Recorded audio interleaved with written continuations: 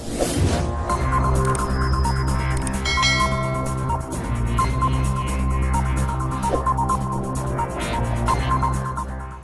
साथियों, हम मौर्य वंश पढ़ रहे थे। कौन सा वंश? मौर्य वंश। तो मौर्य वंश में हमने जो प्रारंभिक जानकारी प्राप्त की उसमें चंद्रगुप्त मौर्य के बारे में हमने पिछली कक्षा में जो जानकारी आपको दी, चाणक्य व चंद्रगुप्त मौर्य के बारे में आपको बताया था। उसमें सिर्फ हम वो चीज़ें देख रहे हैं कि चंद्रगुप्त मौर्य कैसे शासक बना और कैसे मौर्य वंश की शुरुआत होती हैं। जो बड़ी एग्ज़ाम्स होती हैं, चाहे यूपीएससी हो, चाहे आरएस हो, चाहे फर्स्ट ग्रेड हो, या कोई सी भी आरपीएससी की एग्ज़ाम्स होती हैं, अब जो व्यवस्थाओं से प्रश्न पूछे जाते हैं, जैसे हम शासक पढ़ रहे हैं, अभी चंद्रगुप्त मौर्य पढ़ा हमने। अब जैसे आज हम बिंदुसार, अशोक के बारे में जानकारी प्राप्त करेंगे। जो मौर्य काल के 3 प्रमुख जो शासक हुए, इनमें चंद्रगुप्त मौर्य, बिंदुसार व अशोक। कौन कौन? चंद्रगुप्त मौर्य, बिंदुसार व अशोक। कैसे ये शासक बने, इनका समय भारत की स्थिति कैसी थी, इनकी व्यवस्था कैसी थी। आगे हम जैसे चाणक्य का अर्थशास्त्र है, मेगस्थनीज की जो इंडिका नामक पुस्तक हैं, उनके बारे में भी चर्चा करेंगे। जो मौर्यकालीन जो प्रमुखता मानी जाती हैं, उसकी प्रशासनिक व्यवस्था, वो मौर्यकालीन आर्थिक व्यवस्था कैसी थी, कैसे ये संस्था चलती थी, और इससे वर्तमान में और इतिहास को मौर्य काल की क्या देन रही है, उसके बारे में हम चर्चा करेंगे। तो पिछली कक्षा में जैसे हमने मौर्य काल का जो प्रथम शासक पढ़ा, उसमें हमने देखा था चंद्रगुप्त मौर्य। कौन सा साथियों? चंद्रगुप्त मौर्य। हम कौन सा वंश पढ़ रहे हैं? मौर्य वंश। कौन सा वंश? मौर्य वंश, जिसकी स्थापना किसने की थी? चंद्रगुप्त मौर्य ने। आपको पिछली कक्षा में बताया था, चंद्रगुप्त मौर्य ने इस वंश की स्थापना 322 ईसा पूर्व में की थी, और 298 ईसा पूर्व तक कौन शासक रहता है? चंद्रगुप्त मौर्य। कौन रहा साथियों? चंद्रगुप्त मौर्य। जो कि इस चंद्रगुप्त मौर्य के बारे में आपको पिछली कक्षा में मैंने बताया था। इसके बाद में, चंद्रगुप्त मौर्य के बाद में जो अगला शासक बनता है, इसी का पुत्र बिंदुसार। कौन बन रहा है साथियों? बिंदुसार। यानी कि अगला शासक कौन हुआ? बिंदुसार। मैंने आपको बताया कि अभी हम शासक पढ़ रहे हैं, कैसे ये शासक बने, इन्होंने कैसे अपने साम्राज्य का विस्तार किया, इनका अंतर्राज्य व अंतर्राष्ट्रीय संबंध कैसे रहे, उनके बारे में हम चर्चा करते जा रहे हैं, और कैसे इनकी शासन व्यवस्था थी। जैसे मैंने आपको चंद्रगुप्त मौर्य के बारे में बताया, इसने वैश्विक जो संबंध स्थापित किए यूनानियों से। किनसे? यूनानियों से, क्योंकि मौर्य वंश के समय यूनानी लोग आए और उन्होंने भारत पर भी आक्रमण किया था, आपको बताया था मैंने। तो चंद्रगुप्त मौर्य के ने जो सेल्यूकस निकेटर हैं, उससे भी अपने संबंध स्थापित किए। बिंदुसार को जो मौर्य काल का दूसरा शासक माना जाता है, कौन? बिंदुसार। इसके समय एक मैत्रीपूर्ण व्यवहार विदेशी लोगों से माना जाता है। किसका समय? बिंदुसार का। जैसे हमने चंद्रगुप्त मौर्य के समय भी, क्योंकि चंद्रगुप्त मौर्य का जो साम्राज्य विस्तार हुआ वो अधिक था, बिंदुसार के समय भी वही रहा, लेकिन कुछ भाग इससे अलग हो गए थे। जैसे मैं आपको अगली कक्षाओं में बताऊंगा कि जो कौटिल्य का अर्थशास्त्र है, किसका? कौटिल्य का। उस अर्थशास्त्र में हम देखेंगे मैगस्थनीज की इंडिका में भी, जो कि सत्ता का मूल केंद्र तो क्या रहेगा? पाटलिपुत्र। क्या रहेगा साथियों? पाटलिपुत्र। लेकिन उस समय जो ये 5 प्रांत थे, कौन से? 5 प्रांत। मौर्य प्रशासन 5 प्रांतों में बटा हुआ था। जैसे दक्षिण भारत का, उत्तर भारत का, मध्य प्रांत, उज्जैनी जो भी है, जैसे में वहाँ की प्रशासनिक व्यवस्थाओं की चर्चा करेंगे हम, तो उसमें हम इसके बारे में जानकारी आपको देते रहेंगे। तो हमने देखा था चंद्रगुप्त मौर्य, इसके समय सेल्यूकस निकेटर से इसने संधि भी की थी और 4 प्रांत भी प्राप्त किए थे। किसने? चंद्रगुप्त मौर्य ने। इसके बाद में अगला शासक कौन बन रहा है साथियों? बिंदुसार। कौन बन रहा है? बिंदुसार। तो इस कक्षा में मैं चंद्रगुप्त मौर्य तो पहले पढ़ा चुका हूँ, लेकिन हम चर्चा करेंगे बिंदुसार की और अशोक की। किसकी? बिंदुसार व अशोक की। और इसके बाद में मौर्यकालीन प्रशासनिक व्यवस्था में के बारे में जानकारी प्राप्त करेंगे। तो हम जो ये पढ़ रहे हैं, कौन सा शासक है? बिंदुसार। कौन? बिंदुसार। बिंदुसार का जो समय माना जाता है मौर्य काल में, चंद्रगुप्त मौर्य के समय तक कितना रहा? मैंने आपको बताया था 322 ईसा पूर्व से 298 ईसा पूर्व माना गया। किसका समय रहा? चंद्रगुप्त मौर्य का। किसका रहा साथियों? चंद्रगुप्त मौर्य का। इसके बाद में शासक कौन बन रहा है? बिंदुसार। कौन बन रहा है साथियों? बिंदुसार। तो इस बिंदुसार का जो समय माना गया है वो है 298 से 273 ईसा पूर्व तक। किसका समय रह रहा है? बिंदुसार का। किसका? बिंदुसार का। मैंने आपको पिछली कक्षा में बताया था कि चंद्रगुप्त मौर्य का जो कि इसके गुरु कौन थे? चाणक्य कौटिल्य। यानी कि इसने अखंड भारत का निर्माण किया और विदेशी क्षेत्र पर भी इन्होंने अधिकार किया। किन्होंने? चंद्रगुप्त मौर्य ने। और इसके चंद्रगुप्त मौर्य के समय भी जो मौर्य काल का प्रधानमंत्री था वो चाणक्य था। बिंदुसार के समय भी चाणक्य प्रधानमंत्री रहता है। तो किसकी देखरेख में कार्य हो रहा है? चाणक्य की। अब जो बिंदुसार हम पढ़ रहे हैं ये किसका पुत्र है? चंद्रगुप्त मौर्य का। इसका समय कितना बताया मैंने आपको? 298 से 273 ईसा पूर्व। किसका समय है? बिंदुसार का। किसका है साथियों? बिंदुसार का। यानी कि जो भारत के इतिहास के बारे में हमें जानकारी मिलती है उनमें पुराण, स्मृति ग्रंथ, महाकाव्य, इनसे हमें प्राचीन हिस्ट्री के बारे में जानकारी मिल रही है। पुराण के माध्यम से भी हमें इन चीज़ों के बारे में जानकारी मिली।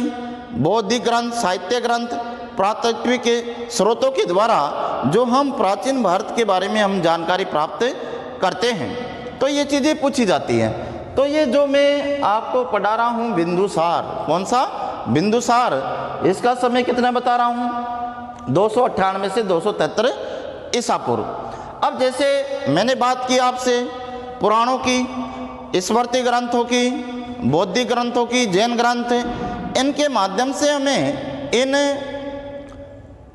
शासक जो वे इनके बारे में जानकारी प्राप्त हो रही है स्रोतों के माध्यम से। तो उनमें दो चंद्रगुप्त मौर्य हमने जो पढ़ा, इसके बाद में इसका पुत्र कौन बन रहा है? बिंदुसार। तो बिंदुसार के बारे में वायु पुराण, कौन सा पुराण? वायु पुराण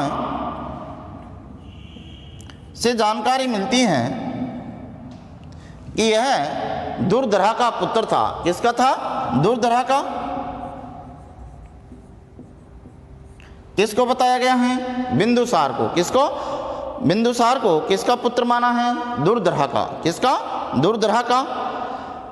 कौन है? बिंदुसार। बिंदुसार का जो समय रहा 298 से 273 के बीच का जो समय रहा, इसके समय कोई बड़ी घटनाएं नहीं हुई, लेकिन इसके जो विदेशी संबंध रहे हैं उनसे अच्छे संबंध रहे हैं और कई राजदूत इसके दरबार में भी आए। किसके समय? बिंदुसार के समय। जैसे मैंने आपको बताया था चंद्रगुप्त मौर्य के बारे में। किसके बारे में? चंद्रगुप्त मौर्य के बारे में। ये अपने जीवन के अंतिम समय में जैन धर्म ग्रहण करते हैं। कौन सा धर्म ग्रहण करते हैं? जैन धर्म। कौन करता है? चंद्रगुप्त मौर्य। और मैंने आपको बताया था दक्षिण भारत चले गए और कर्नाटक के श्रवणबेलगोला में संलेखना विधि के द्वारा देहत्याग कौन करते हैं? चंद्रगुप्त मौर्य। जबकि जो बिंदुसार हैं, जो मौर्य वंश के हम 3 शासकों के बारे में पढ़ रहे हैं, इनमें अलग अलग धर्मों को ये ग्रहण करते हैं। चंद्रगुप्त मौर्य तो जैन धर्म ग्रहण किया, बिंदुसार ने आजीविक संप्रदाय को अपनाया। यानी कि इसने कौन से धर्म को ग्रहण किया? आजीविक। जो कि जैन धर्म से ही अलग निकला है। आजीविक संप्रदाय को किसने माना? बिंदुसार ने। किसने माना? बिंदुसार ने। जबकि इसने कौन सा धर्म ग्रहण किया? जैन धर्म। और आगे मैं अशोक जैसे पढ़ाऊंगा तो अशोक बौद्ध धर्म ग्रहण करेंगे। कौन सा धर्म? बौद्ध धर्म। तो जो ये बिंदुसार हम पढ़ रहे हैं, तो मैंने इसके बारे में आपको बताया कि वायु पुराण में क्या बताया इसको? दुर्धरा। जैसे हम जैन ग्रंथ पढ़ते हैं, बौद्ध ग्रंथ पढ़ते हैं, उनमें इसके बारे में जो बिंदुसार के बारे में जानकारी हमें मिलती है, क्योंकि मैंने भारतीय इतिहास के जो स्रोत बताए हैं आपको, पुराण हैं, स्मृति ग्रंथ हैं, साहित्यिक स्रोत हैं, इनके माध्यम से ही हमें प्राचीन भारत के बारे में जानकारी मिल रही है। अब जो बिंदुसार हैं, इसके समय मैंने आपको बताया, इसने तो चंद्रगुप्त मौर्य ने तो अपना साम्राज्य विस्तार किया और सेल्यूकस निकेटर को पराजित भी किया, संधि भी की और 4 प्रांत प्राप्त भी किए। जबकि बिंदुसार का जो समय माना गया है, इसके समय चाहे सीरिया हो चाहे यूनानी हो, उनसे इसके मैत्रीपूर्ण संबंध रहे हैं। किसके? बिंदुसार के। यानी कि इसने वैश्विक जो राजनीति की, विदेशिक जो नीति अपनाई, वो मैत्रीपूर्ण थी। साथियों, तो जो मौर्य काल है, इसका मैत्रीपूर्ण विदेशिक नीति किसके समय दिखाई दे रही है? बिंदुसार के समय। किसके समय? बिंदुसार के समय। और मैंने आपको बताया वायु पुराण में किसका पुत्र बताया है इसको? दुर्धरा का। जैन ग्रंथों में भी इसकी जानकारी मिली है, यानी कि दुर्धरा का पुत्र था कौन? बिंदुसार। अब कहा जाता है कि जैसे चाणक्य, जो कि किसके समय प्रधानमंत्री रहा? चंद्रगुप्त मौर्य के समय। इसके समय भी कौन रहा? चाणक्य। क्यों रहा? क्योंकि इसका गुरु कौन था? चंद्रगुप्त मौर्य का गुरु कौन था? चाणक्य। इसका भी कौन रहेगा? चाणक्य। तो जो चाणक्य था, जो इसकी नीति थी, किसकी? चाणक्य की, ताकि शासक के साथ में कोई धोखा नहीं हो, तो ये क्या करता था? कुछ कहानी भी है कि दुर्धरा जो है, इसको खाने में ये थोड़ा थोड़ा विष मिलाता था। कौन? चाणक्य। ताकि जो पुत्र हो, जैसे बिंदुसार हुआ, तो बिंदुसार इसलिए नाम पड़ा है, इसके विष जो इसके अंदर था, जो फैला, क्योंकि किससे उत्पन्न हुआ? दुर्धरा से। अब इसको बिंदुसार कहा गया, विष इसको दिया गया थोड़ा थोड़ा। जबकि इसके गलतफहमी भी हुई थी कि ये अपनी माता को मारना चाहता था। बाद में इसको जब थोड़ा ज्ञान हुआ, जो भी घटनाक्रम रहा, लेकिन इसका उद्देश्य चाणक्य का यह था कि चाहे कोई वैश्विक राजनीति हो, कोई भी हो, तो इसके साथ में धोखा नहीं हो, ताकि ये विष पान से भी नहीं मरे। इसलिए ये थोड़ा थोड़ा विष दिया करता था, ऐसा कहा जाता है। जो भी घटनाक्रम रहा, लेकिन बिंदुसार का जो समय है, ये मौर्य काल का शांतिपूर्ण व मैत्रीपूर्ण संबंधों का काल माना जाता है। किसका समय? बिंदुसार का समय। और बिंदुसार ने कौन सा धर्म ग्रहण किया? आजीविक। कौन सा? आजीविक संप्रदाय को किसने अपनाया? बिंदुसार ने। जो आजीविक संप्रदाय है, इसका जो जनक है वो मौखली पुत्र गोसाल को माना जाता है। किसको माना जाता है साथियों? मौखली पुत्र गोसाल को। क्योंकि जैसे हम जैन धर्म पढ़ते हैं, महावीर स्वामी और मौखली पुत्र गोसाल, इनमें धर्म की चर्चा को लेकर मतभेद होते हैं और ये अलग संप्रदाय की स्थापना करता है। कौन? गोसाल, यानी कि मौखली पुत्र गोसाल, और वो कहलाया आजीविक संप्रदाय, जो आगे चलकर किसने ग्रहण किया? बिंदुसार ने। किसने? बिंदुसार ने।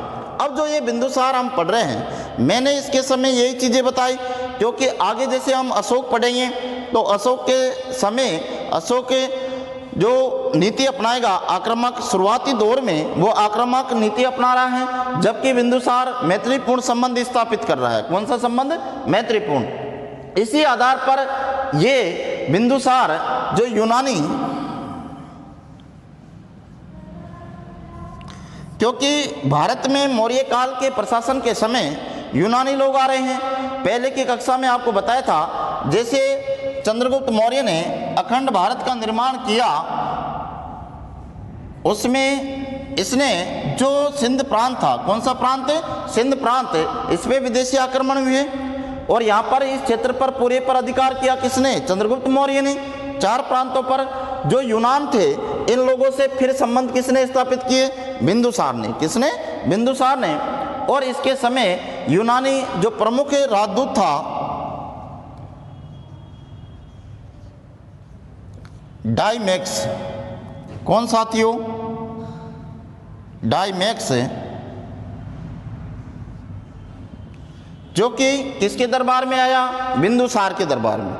जो कि यूनानी जो राजा था, शासक था, उसने किसके दरबार में राजदूत भेज रहा है? बिंदुसार के दरबार में।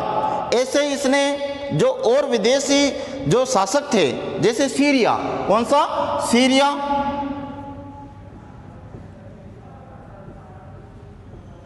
सीरिया का शासक था एंटियोकस। कौन था साथियों?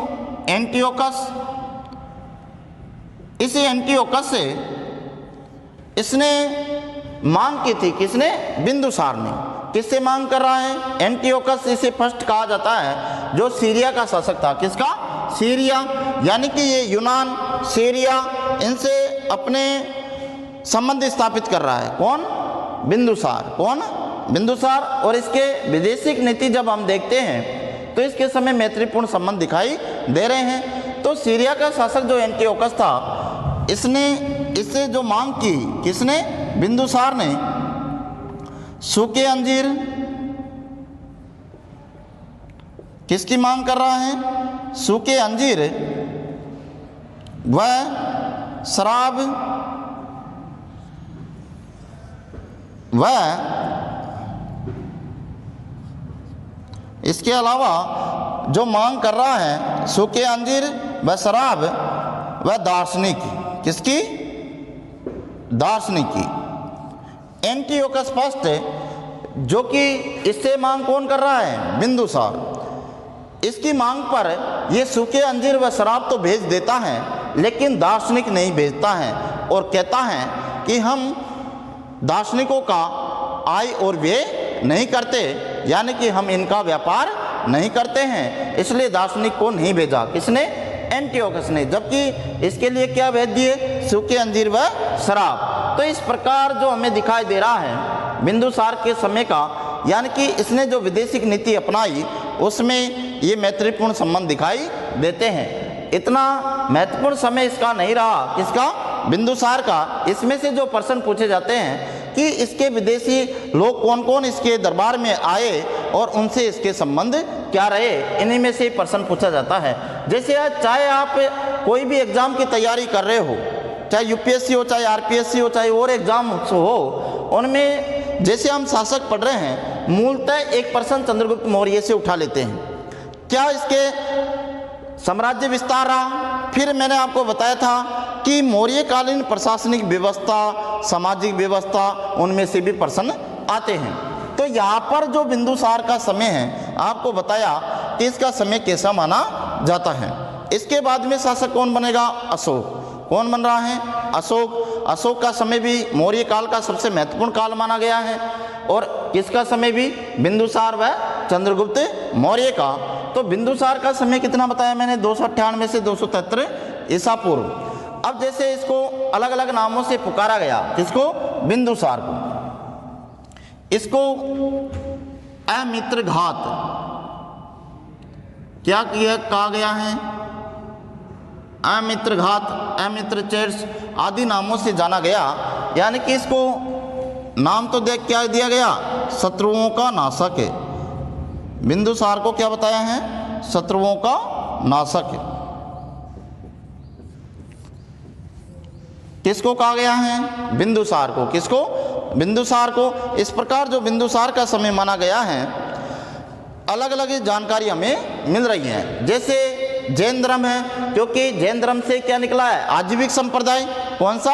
आजीविक संप्रदाय। तो जैन धर्म में बिंदुसार को, किसको? बिंदुसार को जैन धर्म में, कौन से धर्म में? सिंहसेन कहा है। क्या कहा गया है साथियों? सिंहसेन। ये प्रश्न पहले आ चुका है, तो कहीं पूछ सकते हैं। तो जैन धर्म में इसको क्या बताया है? सिंहसेन। जो जैन ग्रंथ हमें मिलते हैं उनमें इसको बिंदुसार को क्या कहा गया है? सिंहसेन। ऐसे ही बौद्ध ग्रंथों में इसे भद्रसार भी कहा गया है। क्या कहा गया है? भद्रसार। और अमित्र घात भी किसको कहते हैं? बिंदुसार को। किसको कहते हैं साथियों? बिंदुसार को। इस प्रकार बिंदुसार का समय भी प्रमुख माना जाता है। और जैसे फिलाडेल्फिया का शासक है, विदेशी संबंध आपको बताया, तो फिलाडेल्फिया के शासक ने भी इसके दरबार में, कहाँ का शासक है? फिलाडेल्फिया,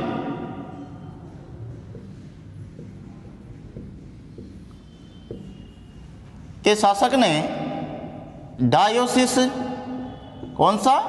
डायोसिस नामक राजदूत भी किसके दरबार में भेजा था? बिंदुसार के दरबार में।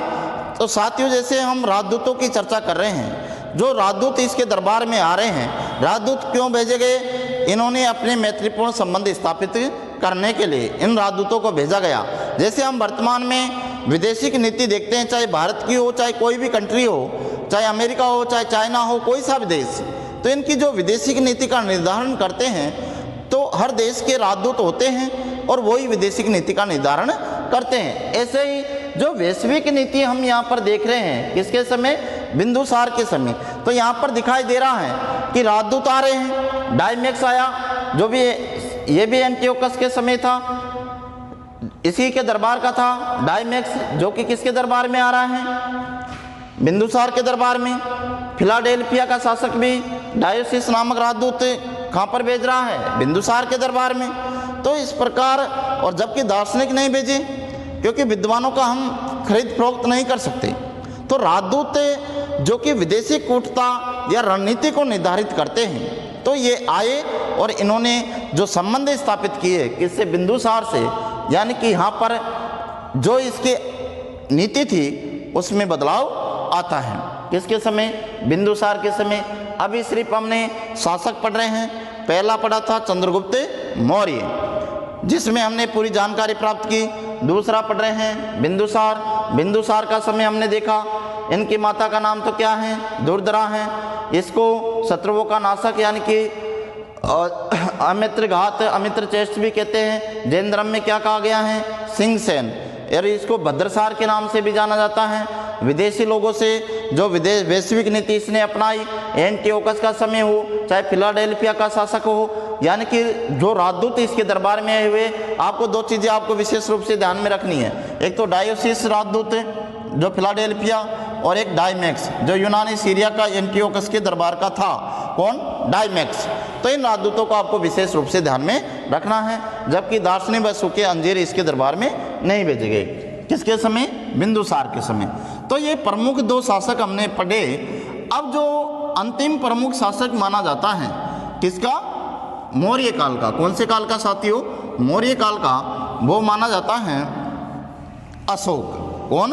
अशोक। अशोक के बाद में मौर्य प्रशासन में बदलाव आता है, क्योंकि मौर्य काल के जो शासक थे वो अंतिम समय में धार्मिक नीति ज़्यादा अपनाने के कारण ये पतन की ओर बढ़ जाता है और मौर्य काल का धीरे धीरे पतन हो जाता है। तो इनमें जो शासक हमने देखे, इनमें प्रथम तो कौन सा देखा था? चंद्रगुप्त मौर्य। दूसरा कौन सा देख रहे हैं? बिंदुसार। कौन सा? बिंदुसार। अगला जो शासक हम पढ़ रहे हैं वो आएगा अशोक। कौन आएगा साथियों? अशोक। अशोक का काल भी मौर्य प्रशासन का यानी कि मौर्य काल का सबसे प्रमुख शासक माना जाएगा। कौन? चंद्रगुप्त मौर्य, व बिंदुसार व अशोक। अब अगला जो शासक हम पढ़ेंगे वो कौन सा है? अशोक। कौन सा?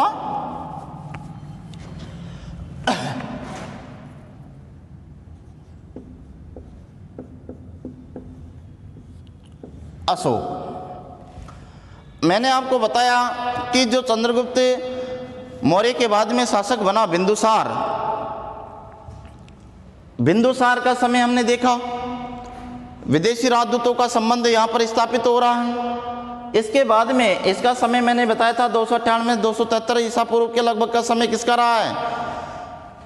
बिंदुसार का। किसका? बिंदुसार का। जबकि अगला शासक कौन है? अशोक। कौन है साथियों? अशोक। जो अशोक का समय माना जाता है वो है 273 ईसा पूर्व से 236 ईसा पूर्व का समय किसका माना गया है? अशोक का। किसका माना गया है साथियों? अशोक का। जबकि इसका समय कितना है? 298 से 273 ईसा पूर्व। किसका समय माना गया है? बिंदुसार का। किसका? बिंदुसार का। और बिंदुसार के बाद में शासक कौन बन रहा है? अशोक। अशोक का जीवन काल आप जो देखते हैं, इसमें अशोक को इसलिए जाना जाता है क्योंकि इसने एक तो कलिंग का युद्ध किया। कौन सा युद्ध? कलिंग का युद्ध। और इसने जो शिलालेख, अभिलेख, गुहा लेखों का निर्माण कराया, इनमें इसलिए इस शासक को प्रमुख माना जाता है क्योंकि ये बौद्ध धर्म ग्रहण करता है। कौन सा धर्म? बौद्ध धर्म। जबकि मैंने आपको बताया बिंदुसार कौन सा धर्म ग्रहण करता है? आजीविक धर्म। कौन सा? आजीविक। जबकि चंद्रगुप्त मौर्य कौन सा करता है? जैन धर्म। कौन सा? जैन धर्म। जबकि ये कौन सा धर्म ग्रहण कर रहा है? बौद्ध धर्म। कौन सा? बौद्ध धर्म। कौन कर रहा है? अशोक। कौन कर रहा है साथियों? अशोक। अशोक के जो ग्रंथ हमें मिलते हैं, शिलालेख, अभिलेख, गुहालेख, इन लेखों के माध्यम से ही अशोक के बारे में हमें ज़्यादा जानकारी मिल रही है। तो इसके जो प्रमुख चीज़ यहाँ पर दिखाई दे रही है, किसके समय? अशोक के समय, वो उनमें प्रमुखतः यही माना जाता है कि इसका जो काल है, किसका? अशोक का, उनमें इसके शिलालेख, अभिलेख और गुहालेख माने जाते हैं। किसके? अशोक के। अब हम अगला शासक जो महत्वपूर्ण है, यहाँ से प्रश्न आता है, एक प्रश्न तो जरूर पूछते हैं अशोक में से, चाहे बिंदुसार में से पूछे या नहीं पूछे, लेकिन इसमें से जरूर आता है। चंद्रगुप्त मौर्य और अशोक ये प्रमुख माने जाते हैं। किसका? मौर्य काल के। तो अशोक का जो समय मैं आपको बता रहा हूँ, 273 ईसा पूर्व से 236 ईसा पूर्व के लगभग ये शासक बनता है। शासक तो बन जाता है, लेकिन ये अपना राज्याभिषेक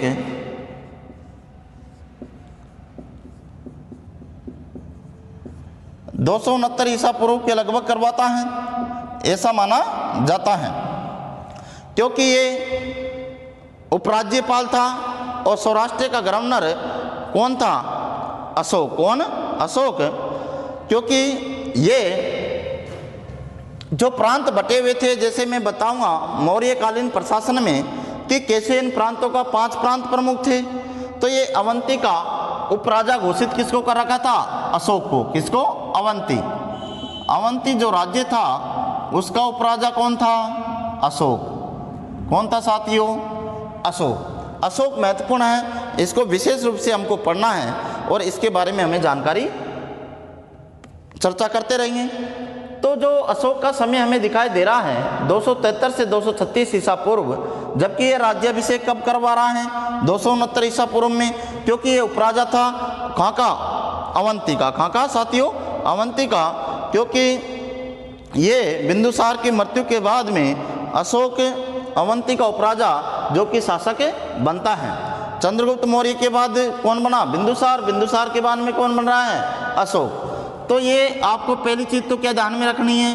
कहाँ का उपराजा था ये? अवंती का। कहाँ का? अवंती का। कौन? अशोक। इसको जो लेख हैं, अभिलेख हैं, इनमें इसको जो नाम दिया गया है अशोक को, देव नाम प्रियदर्शी, ये नाम भी पूछ लिया जाता है, देव नाम प्रियदर्शी। किसको कहा गया है? अशोक को। किसको कहा गया है साथियों? अशोक को। क्या नाम दिया गया है? देव नाम प्रियदर्शी।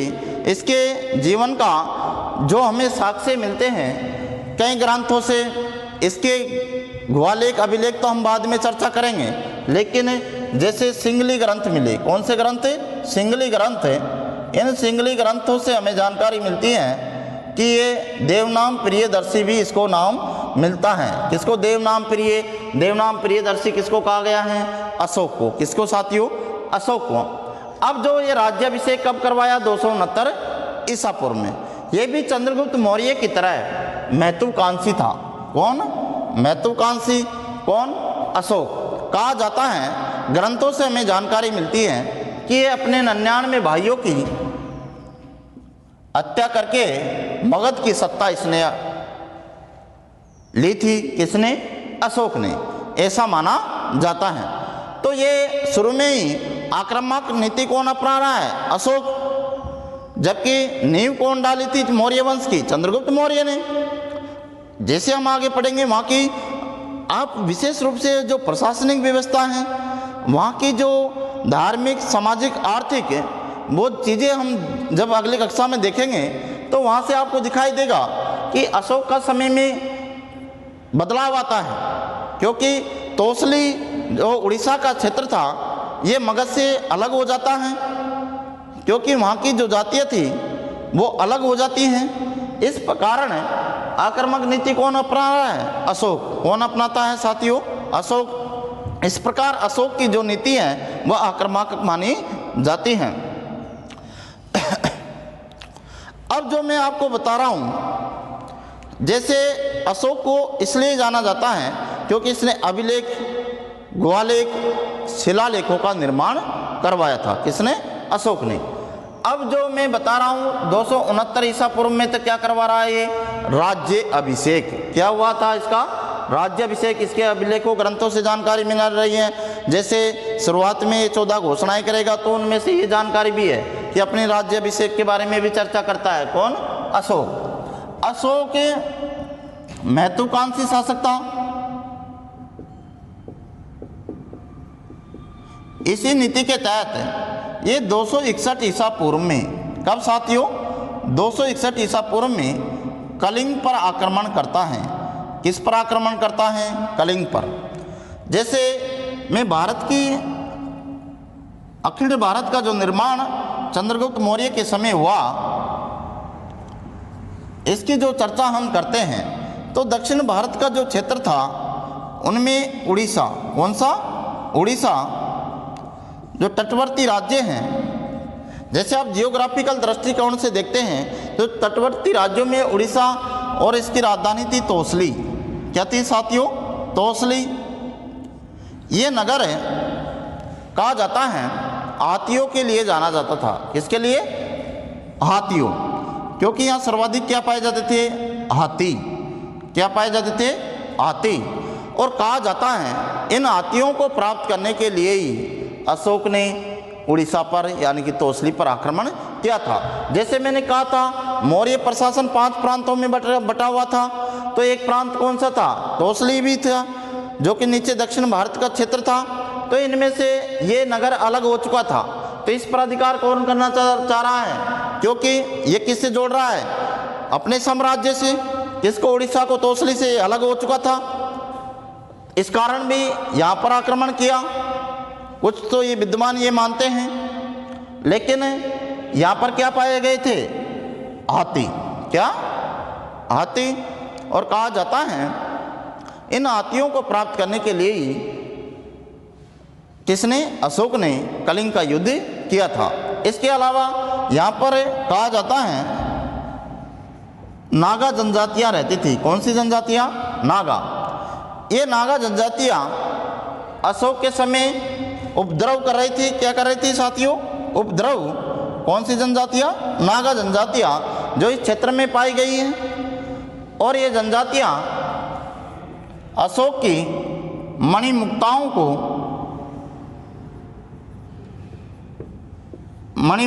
को चुराकर ले जाती हैं। किनको ले गई? यानी कि हीरो की जो मणियाँ थी, मणिमुक्ताओं को कौन ले गई? नागा जातियाँ। इसलिए क्रोधित कौन हुए? अशोक। और कहा जाता है इन्हीं मणिमुक्ताओं को प्राप्त करने के लिए उड़ीसा पर आक्रमण किया था। किसने? अशोक ने। किसने? अशोक ने। महत्वाकांक्षी नीति थी इसकी। और ये आक्रामक शुरुआती दौर में अशोक का जीवन काल जो रहा, प्रारंभिक दौर में, बाद में ये बौद्ध धर्म ग्रहण करेगा, लेकिन प्रारंभिक दौर में ये आक्रामक कटु नीति अपनाता है और अपने साम्राज्य का विस्तार करता है। कौन कर रहा है साथियों? अशोक। कौन कर रहा है? अशोक। और ये इन नागा जातियों से मणिमुक्ताओं को प्राप्त करने, और कहा भी जाता है यहाँ पर सर्वाधिक क्या पाए गए हैं? हाथी। इन हाथियों को प्राप्त करने के लिए अशोक ने कलिंग का युद्ध किया था, ऐसा माना जाता है। और जो अशोक के हम अभिलेख पढ़ते हैं तो इस युद्ध के बारे में अशोक का जो 13वां अभिलेख है, कौन सा? 13वां अभिलेख।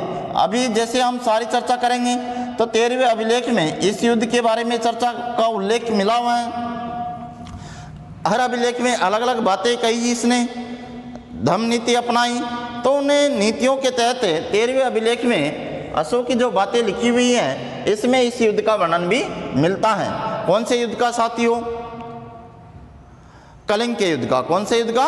कलिंग के युद्ध का, जो कि कब लड़ा गया? 261 ईसा पूर्व में। कौन से ईसा पूर्व में लड़ा गया? 261 ईसा पूर्व में। मैंने आपको बताया अशोक के शुरुआती दौर में ये महत्वाकांक्षी शासक था, अपने साम्राज्य का विस्तार करना चाहता था, क्योंकि इसका दादा कौन था? चंद्रगुप्त मौर्य। चंद्रगुप्त मौर्य के बाद में आक्रामक नीति कौन अपना रहा है? अशोक। लेकिन शुरुआती दौर में अपना रहा है, और ये इसी नीति के तहत सबसे प्रमुख जो युद्ध करता है वह है इसका कलिंग का युद्ध। कौन सा युद्ध साथियों?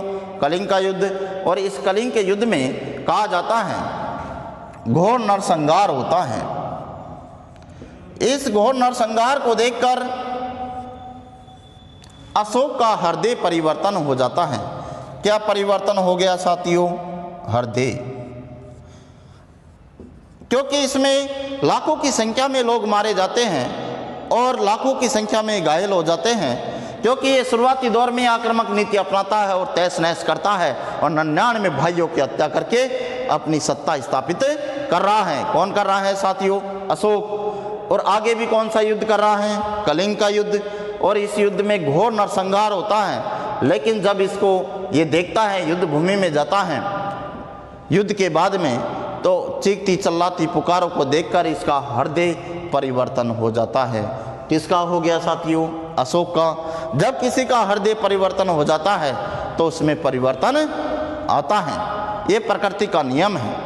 और ये नियम जो दिखाई दिया वो किस में देख रहे हैं हम? मौर्य काल के अशोक में। किस में? अशोक में। कहा जाता है इस युद्ध के बारे में बाद अशोक जो धर्म ग्रहण करता है, बौद्ध धर्म। कौन सा धर्म? बौद्ध धर्म। बौद्ध धर्म ग्रहण क्यों कर रहा है? क्योंकि जैसे सभी धर्मों का ज्ञान प्राप्त करता है, चाहे सनातन धर्म हो, चाहे वैदिक धर्म हो, चाहे जैन धर्म हो, और धर्म भी इन्होंने पढ़े, लेकिन ये प्रभावित किससे हुए? बौद्ध धर्म से। क्योंकि बौद्ध धर्म में मध्यम मार्ग की बात कही गई है। मैंने आपको बौद्ध धर्म भी पढ़ाया था, और उसमें जो कि हिंसा का मार्ग को छोड़कर अहिंसा की बात की गई है। महात्मा बुद्ध जो कि तथागत कहलाए, और इसने दुनिया में एक शांति का संदेश दिया। इस कारण प्रभावित कौन हुए? अशोक। कौन हो रहे हैं? अशोक। और अशोक इस बौद्ध धर्म को इसी कारण ग्रहण करते हैं, ऐसा माना जाता है। किस युद्ध के बाद में ग्रहण कर रहे हैं? कलिंग युद्ध के बाद में। कौन से युद्ध के बाद में साथियों? कलिंग युद्ध के बाद में। क्योंकि कलिंग के युद्ध में घोर नरसंहार हुआ। एक बार और चर्चा कर रहा हूँ आपको कलिंग के युद्ध के बारे में। कब लड़ा गया? 261 ईसा पूर्व में। ये प्रश्न भी पूछ लिया जाता है एग्जामों में, तो ये को ध्यान में रखना है। कब लड़ा गया? 261 ईसा पूर्व में। जो उड़ीसा का क्षेत्र है, तोसली यहाँ का नगर था, ये राजधानी थी तोसली उड़ीसा की। तो यहाँ पर ये कौन से अभिलेख से जानकारी मिल रही है? अशोक के 13वें अभिलेख से। कौन से अभिलेख से? 13वें अभिलेख से। मैंने एक बात तो कही, क्योंकि यहाँ के साम्राज्य में सर्वाधिक क्या पाए जाते थे? हाथी। कहा जाता है इन हाथियों को प्राप्त करने के लिए अशोक ने आक्रमण किया था। दूसरी बात मैं बता रहा हूँ, यहाँ पर कौन सी जनजातियाँ निवास कर रही हैं? नागा जनजाति। कौन सी? नागा जनजाति। ये नागा जनजाति अशोक की मणिमुक्ताओं को चुरा कर ले गए थे, और कहा जाता है इन्हीं मणिमुक्ताओं को प्राप्त करने के लिए अशोक ने कलिंग का युद्ध किया था। कौन सा युद्ध? कलिंग का। अब जो भी घटनाक्रम रहा, लेकिन इस युद्ध के बाद में अशोक का जीवन में परिवर्तन आता है। कोई भी घटनाक्रम मानवीय जीवन में किसी के साथ घटती है, चाहे कोई भी हो, तो जब उसमें एक नया परिवर्तन आता है तो वो युग को बदल देता है। ऐसा ही परिवर्तन किस में दिखाई दे रहा है? अशोक में। किस में? अशोक में। पहले तो आक्रामक नीति अपना रहा है, ये हमें मिल रही है जानकारी, लेकिन फिर ये कौन सी नीति अपना रहा है? धार्मिक नीति। कौन सी नीति? धार्मिक नीति। कहा भी जाता है कि अशोक की ये अत्यधिक धार्मिक नीति मौर्य काल का पतन का कारण बन जाती है। क्योंकि जैसे हम पॉलिटिकल साइंस पढ़ते हैं तो उसमें एक विद्वान है, एक विचारक है, कार्ल मार्क्स। कौन सा? Karl Marx. कि कार्ल मार्क्स ने धर्म को अफीम के समान बताया है। किसके समान? अफीम के समान, जो कि व्यक्ति को धीरे धीरे जकड़ लेती हैं और जैसे अफीम के सेवन से मानवीय जीवन धीरे धीरे खत्म हो जाता है, ऐसे ही अत्यधिक धार्मिक नीति भी इसमें जकड़ जाती है और उसमें नीति में बदलाव आता है। अब मैंने कहा अशोक जो हम पढ़ रहे हैं, कौन सा शासक है? अशोक। कौन सा धर्म ग्रहण कर रहा है? बौद्ध धर्म। कौन सा धर्म? बौद्ध धर्म।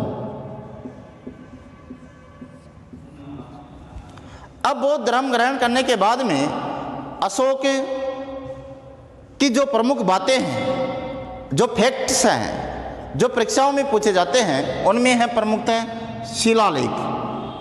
कौन से? शिलालेख, अभिलेख व गुहालेख। अशोक के समय की ये 3 चीज़ें आपको विशेष रूप से ध्यान में रखनी है, जिनमें पहला बता रहा हूँ आपको, बौद्ध धर्म ग्रहण किया, ये उपगुप्त से अपने बौद्ध धर्म की शिक्षा प्राप्त करते हैं, शिलालेख, अभिलेख और गुहालेख। अब ये जो चीज़ें मैं आपको बता रहा हूँ, अभिलेख, गुहालेख और शिलालेख, प्रथम बात बता रहा हूँ शिलालेख की। किसकी? शिलालेख। पहले हम ये चर्चा करेंगे कि शिलालेख होते क्या हैं, अभिलेख क्या होते हैं और गुहालेख क्या होते हैं। तो अशोक ने जो शिलालेख, अभिलेख और गुहालेख बनवाए या निर्माण किए, तो उनमें पहला जो शिलालेख जो मैं बता रहा हूँ, तो इनमें 2 प्रकार के हैं, एक तो दीर्घ शिलालेख और एक लघु शिलालेख, यानी कि बड़ा और एक छोटा। ऐसे अभिलेख भी दीर्घ अभिलेख व लघु अभिलेख, गुहालेख अलग हैं। अब मैं जो चर्चा कर रहा हूँ, बौद्ध धर्म ग्रहण करने के बाद में अशोक ने बौद्ध धर्म के प्रचार प्रसार के लिए और अपने साम्राज्य में शांति का मार्ग अपनाने के लिए, अपने कार्यों की चर्चा करने के लिए जो भी जितने भी अशोक के बारे में जानकारी मिलती हैं, वो प्रमुखतः इसके शिलालेख, अभिलेख और गुहालेखों से हमें मिलती हैं। मुख्य सबसे प्रमुख इसके शिलालेख व अभिलेख माने जाते हैं, लेकिन गुहालेख भी, इनके निर्माण भी इसके समय हो रहा है। किसके समय? अशोक के समय। अब मैंने आपको बताया कि इसके प्रशासनिक व्यवस्था, इसकी धार्मिक व्यवस्था, इसकी आर्थिक व्यवस्था और सामाजिक व्यवस्था। अशोक से कोई प्रश्न पूछते हैं तो इन्हीं में से पूछा जाता है, किसने क्या चर्चाएं की। तो अशोक के जो हम पढ़ रहे हैं शिलालेख, अभिलेख और गुहालेख, इनमें प्रथम जो बता रहा हूँ शिलालेख, ये भी 2 प्रकार के हैं, दीर्घ शिलालेख और लघु शिलालेख। अभिलेख भी कितने हैं? दीर्घ अभिलेख और लघु अभिलेख। ये तो प्रकार बता रहा हूँ। क्या बता रहा हूँ? प्रकार। अब पहली बात कर रहा हूँ मैं शिलालेख की। किसकी? शिलालेख की। शिलालेख उनको कहते हैं जो किसी शिला या चट्टान को काटकर और उस चट्टान पर लिखा गया लेख, वो तो क्या कहलाता है साथियों? शिलालेख। शिला का मतलब पहाड़ या पत्थर होता है, और उस शिला पर लिखा गया लेख क्या कहलाता है? शिलालेख। अभिलेख, अभिलेख वह है साथियों, जैसे कोई पत्र है, उस पत्र को काटकर और सुंदर आकृति बनाकर उसको कहीं गाड़ कर उस पर जो ताम्र लेख लिखा जाता है, वो जो लेख है वह है अभिलेख, यानी कि उकेरा गया लेख, यानी किसी पत्थर पर अलग से गाड़ कर, जबकि शिला ये तो कोई चट्टान पर लिखा गया लेख है। और गुहालेख अशोक ने, जैसे हम पढ़ते हैं आगे, नागार्जुन बराबर की पहाड़ियाँ उनको कटवा कर उन गुफाओं की दीवारों पर जो लेख लिखे गए उन्हें कहते हैं साथियों गुहालेख। क्या कहते हैं? गुहालेख। तो हम पढ़ क्या रहे हैं? अशोक के बारे में शुरुआती जानकारी प्राप्त की। 99 भाइयों की हत्या कर यह शासक बन रहा है। सिंगली ग्रंथों व अन्य प्रमाणिक चीज़ों से हमें मिल रही हैं। और आगे कौन सा युद्ध कर रहा है? कलिंग का युद्ध। कलिंग के युद्ध के बाद में कौन सा धर्म ग्रहण कर रहा है? बौद्ध धर्म। और इस धर्म ग्रहण करने के बाद में ही इसके जीवन में एक नया दौर आता है, नया बदलाव आता है। और इस बदलाव में यह शिलालेख, अभिलेख और गुहालेखों का निर्माण करवाता है। ये शिलालेख, अभिलेख और गुहालेख क्यों पढ़े जाते हैं? इनको इसलिए पढ़ा जाता है क्योंकि इनसे एक तो मौर्यकालीन प्रशासन की जानकारी मिल रही है, अशोक के पूरे जीवन गाथा की जानकारी मिल रही है, अशोक ने क्या व्यवस्थाएं की थी, कौन सी नीतियां अपनाई थी, बौद्ध धर्म का प्रचार प्रसार कैसे किया, कैसे बौद्ध धर्म का इन्होंने संरक्षण करवाया, हिंसा के मार्ग को छोड़कर अहिंसा की नीति कैसे अपनाई, हर जीव के प्रति इन्होंने क्या नीति अपनाई, ये सारी जानकारी हमें इनसे ही मिल रही है, शिलालेख, अभिलेख और गुहा लेखों से। इसलिए अशोक के जो सबसे प्रमुख महत्व माना जाता है वो इन्हीं का ही माना जाता है। किनका? शिलालेख, अभिलेख व गुहालेखों का।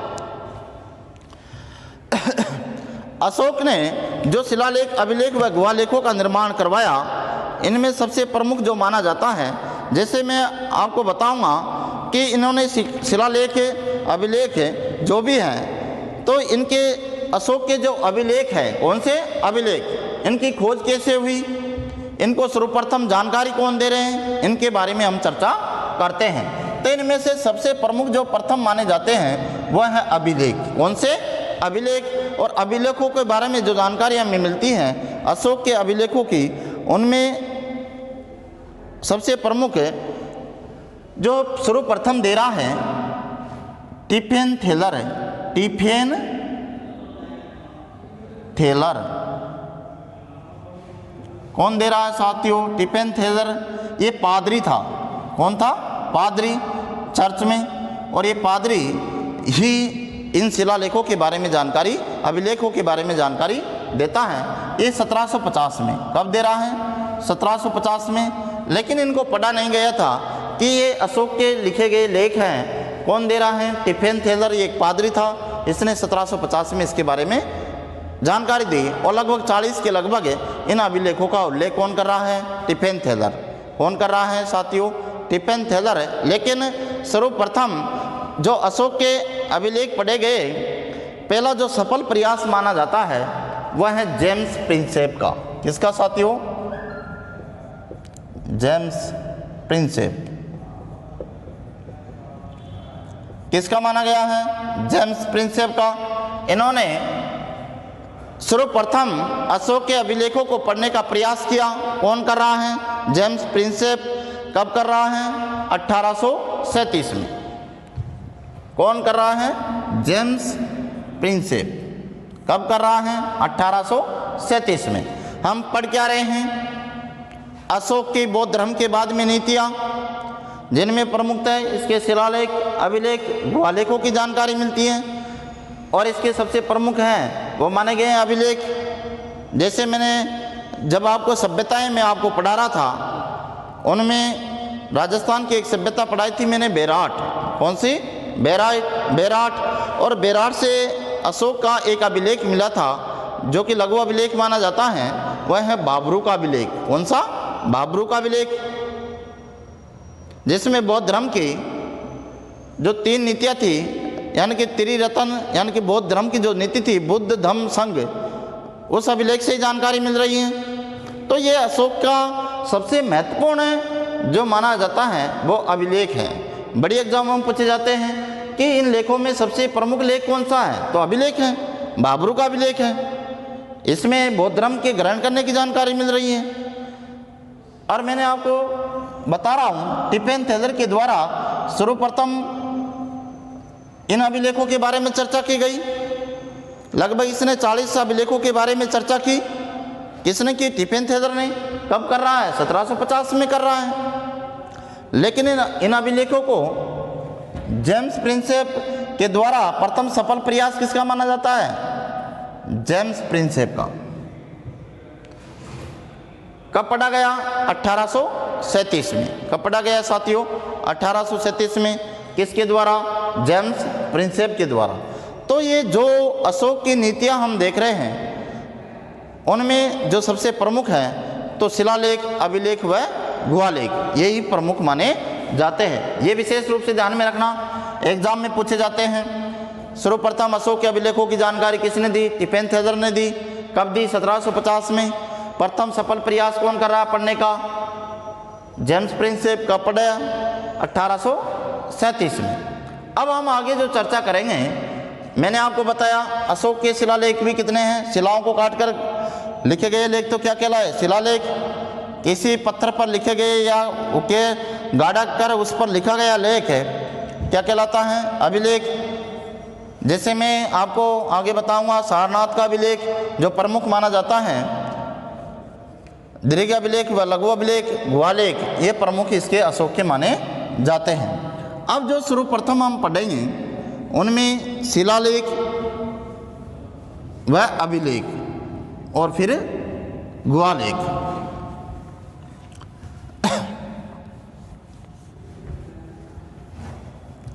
कौन सा शासक पढ़ रहे हैं साथियों? अशोक। मौर्य वंश का संस्थापक तो कौन था? चंद्रगुप्त मौर्य। चंद्रगुप्त मौर्य के बाद में शासक कौन बना था? बिंदुसार। कौन बन रहा है? बिंदुसार। बिंदुसार के बाद में शासक कौन बन रहा है? अशोक। कौन बन रहा है साथियों? अशोक। अशोक का काल भी मौर्य काल का सबसे महत्वपूर्ण काल माना जाता है। जैसे मैंने आपको बताया कलिंग के युद्ध के बाद में कौन सा धर्म ग्रहण करता है? बौद्ध धर्म। कौन सा धर्म? बौद्ध धर्म। और इस धर्म में अत्यधिक धार्मिक नीति अपनाने के कारण कहा जाता है कि धीरे धीरे मौर्य का पतन होता, मौर्य वंश का पतन की ओर जाता है और धीरे धीरे ये वंश समाप्त हो जाता है। अशोक ने जो नीतियां अपनाई वो सारी बातें इसके अभिलेख, गुहालेख और शिलालेखों से ही हमें मिलती हैं। अशोक के बारे में जब हम चर्चा करते हैं तो अशोक की सबसे महत्वपूर्ण बात इसके शिलालेख, अभिलेख व गुहालेख ही है।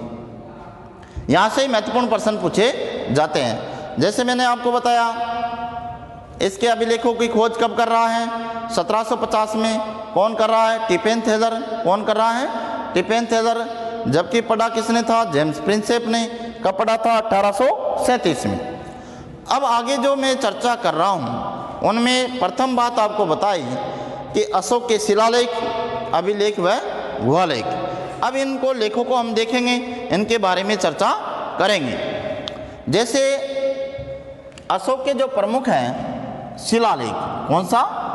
शिलालेख। जो ये 14 प्रकार के शिलालेख मिले हैं। कितने प्रकार के मिले हैं? 14 प्रकार के। इन 14 प्रकार के शिलालेखों में हर शिलालेख पर अलग अलग चर्चाएं अशोक कर रहा है। कौन कर रहा है साथियों? अशोक। इसकी जानकारी हमें किन से मिल रही है? शिलालेख से। 14 प्रकार के शिलालेख जो मिले हैं इनमें 14 प्रकार की बातें लिखी हुई हैं, यही महत्वपूर्ण माना जाता है।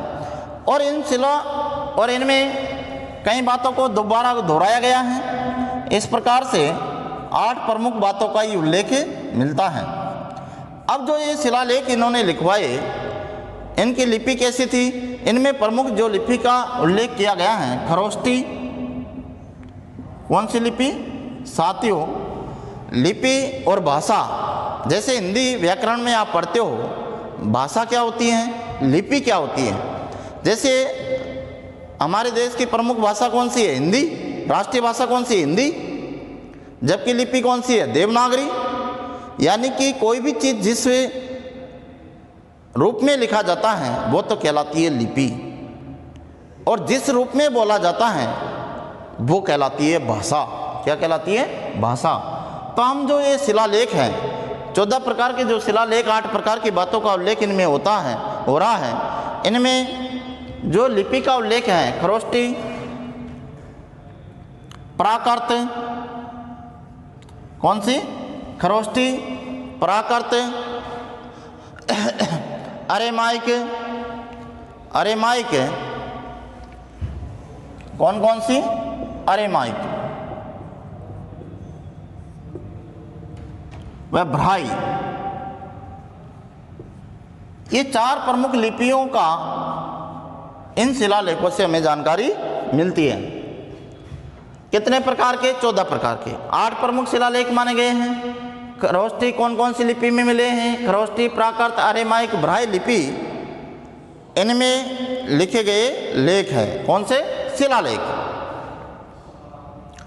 अब मैं आगे जो प्रमुख ये शिलालेख हैं, मैंने दो प्रकार के बताए, एक तो दीर्घ शिलालेख, एक लघु शिलालेख। ये एक ऐसा टॉपिक होता है जो अशोक के शिलालेख, अभिलेख, गुहालेख बहुत कम कक्षाओं में इनको पढ़ाया जाता है, क्योंकि ये थोड़े टिपिकलती पढ़ते हैं। तो आपको ये विशेष रूप से पढ़ना है, और यहाँ से प्रश्न 100% आता है, शिलालेखों से, अभिलेखों से और गुहालेखों से। कोई भी एग्जाम हो, जब अशोक पढ़ रहे हैं तो डायरेक्टली अशोक के शिलालेख, अभिलेख और गुहालेखों की चर्चा की जाती है, और इन्हीं के द्वारा अशोक के जीवन के बारे में हमें जानकारी मिल रही है। तो इन शिलालेखों को मैं 8 प्रकार के जो शिलालेख बताए हैं, इनकी लिपि कौन सी बता रहा हूँ, कितनी बातें लिखी हैं, 14 बातें जो अलग अलग रूप में मिल रही हैं। कई बातों को 2 बार दोहराया गया है। खरोष्टी, प्राकृत, अरेमाइक और ब्राह्मी जो अशोक की शिलालेखों की लिपि मानी जाती हैं, पूछा गया है परीक्षाओं में। तो ये इनमें से कौन सी लिपि नहीं है, कई बार ऐसे प्रश्न आते हैं, तो चारों में से 3 दे देंगे, एक नहीं देंगे, तो वही ऑप्शन होगा। तो इस प्रकार के असंगत उसको छाटिए। तो ये चीज़ें आपको ध्यान में रखनी है, इस प्रकार के प्रश्न पूछे जाते हैं। अब अशोक के हम देखेंगे शिलालेख। क्या देखेंगे साथियों? शिलालेख।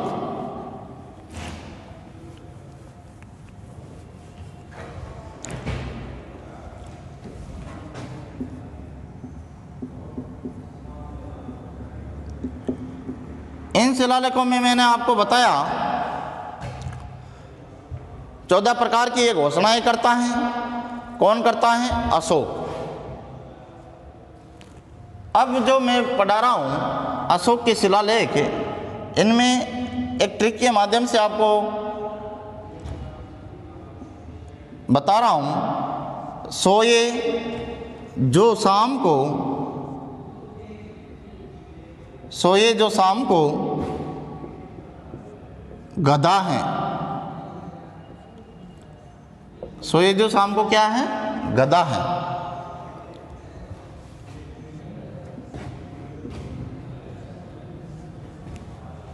अशोक के क्या पढ़ रहे हैं हम? शिलालेख। इसमें क्या बता रहा हूं आपको शिलालेखों में? जैसे दीर्घ शिलालेख, सोए जो शाम को गधा है। सो से सोपारा। सो से क्या साथियों? सोपारा। ऐसे एर्रा गुड्डी, ऐसे एर्रा गुड्डी। जो से जोगड़ गंजाम।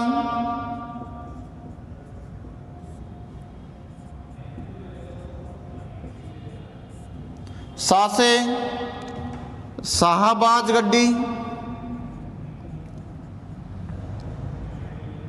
शाहबाज गड्डी। मैं से मानसेरा।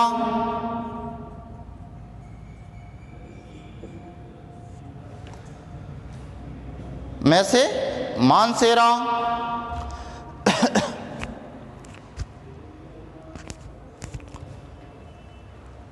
कोसे कोसाम्बी, ये कालपी में है। कोसाम्बी। जैसे गिरनार, जो कि प्रमुख है। दासे धोली।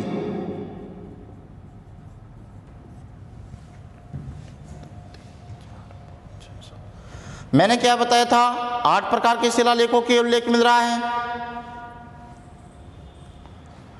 जिनमें सोए जो शाम को क्या है? गधा है। सो से सोपारा। ऐसे एरा गुड्डी।